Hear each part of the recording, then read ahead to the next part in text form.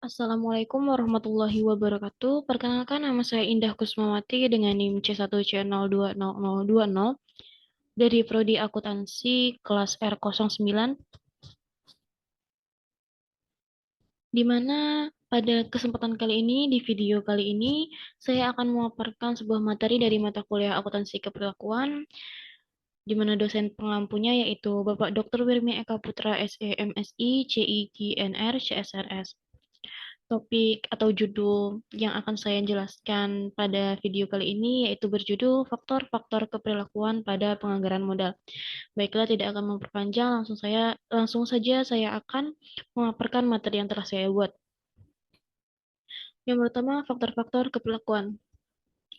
Dalam proses penyusunan anggaran modal, manajer keuangan dan akuntan manajemen terlibat pada proses tersebut.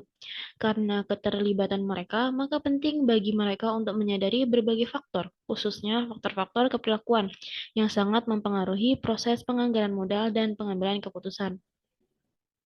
Selanjutnya, definisi dari penyusunan anggaran modal. Penyusunan anggaran modal dapat didefinisikan sebagai proses pengalokasian dana untuk proyek atau pembelian jangka panjang. Keputusan penyusunan anggaran modal dibuat ketika kebutuhan untuk itu muncul dan melibatkan jumlah uang yang relatif besar, komitmen dana jangka panjang, dan ketidakpastian yang disebabkan oleh panjangnya waktu yang terlibat dan kesulitan dalam mengestimasikan variabel-variabel pengambilan keputusan, di mana seperti jumlah arus kas, penentuan waktu, dan seterusnya. Selanjutnya, jenis dan pentingnya faktor-faktor keperilakuan dari penyusunan anggaran modal. Beberapa dari faktor-faktor keperilakuan akan dibahas dengan rinci berikut ini. Yang pertama, masalah dalam mengidentifikasi proyek potensial. Adalah penting untuk diperhatikan bahwa selalu terdapat minat yang besar dalam mengevaluasi keberhasilan dari proyek yang dipilih. Akan tetapi, proyek yang dikorbankan, baik karena tidak adanya identifikasi maupun seleksi, hampir tidak pernah dipertimbangkan sesudahnya. Hal itu mungkin disebabkan karena biaya kesempatan dari proyek tersebut lebih besar dibandingkan dengan manfaat dari proyek yang dipilih dan diterapkan. Yang kedua, masalah prediksi yang disebabkan oleh perilaku manusia. Memproyeksikan kemulusan dan kesesuaian dari aktivitas individual maupun kelompok aktivitas untuk suatu periode selama 5-20 tahun adalah tindakan yang berbahaya. Sebagai contoh, sementara keputusan penyusunan anggaran dapat disusun untuk manajemen proyek seseorang, orang tersebut dapat meninggalkan perusahaan atau ditransfer dan digantikan oleh orang yang benar-benar berbeda sehingga dengan demikian mempengaruhi akurasi dari estimasi data. Selanjutnya, masalah manajer dan ukuran kinerja jangka pendek. Aspek keperilakuan lain dari prosedur seleksi proyek adalah bahwa metode peninjauan kinerja adalah tidak konsisten dengan metode seleksi proyek. Penilaian dan kompensasi kinerja cenderung bersifat jangka pendek, biasanya untuk tahun, kuartal, atau bulan lalu.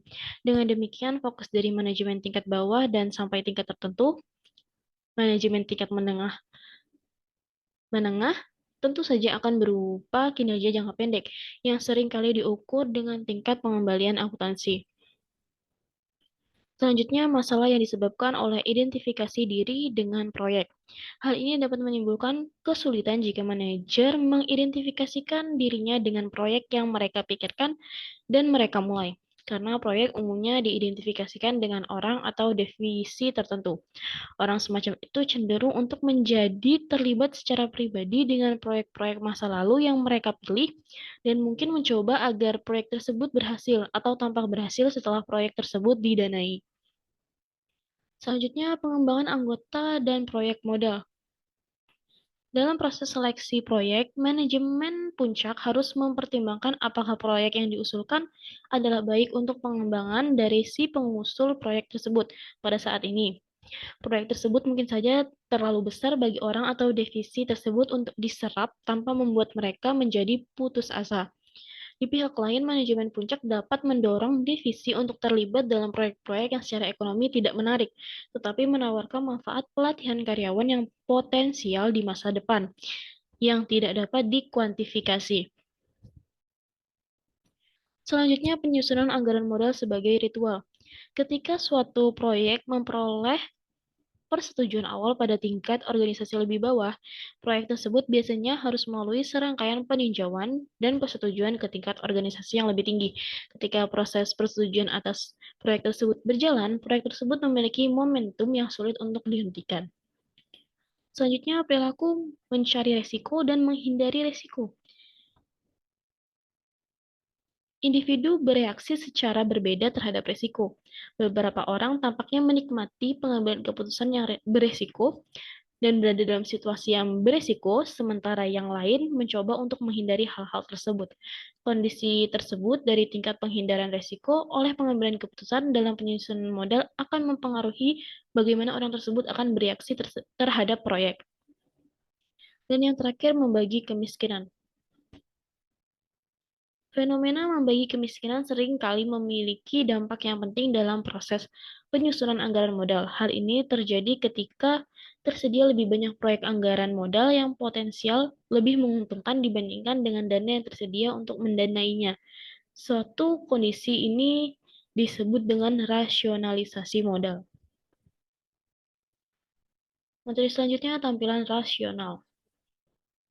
Kesimpulannya, seseorang dapat mengatakan bahwa proses penyusunan anggaran memiliki tampak muka rasionalitas, terutama ketika model matematis yang rumit digunakan. Model matematis tersebut memberikan atmosfer kepastian, logika, dan ilmu pengetahuan. Tetapi yang mendasari proses pengambilan keputusan adalah faktor-faktor keperilakuan yang sedang kita jelaskan pada video kali ini.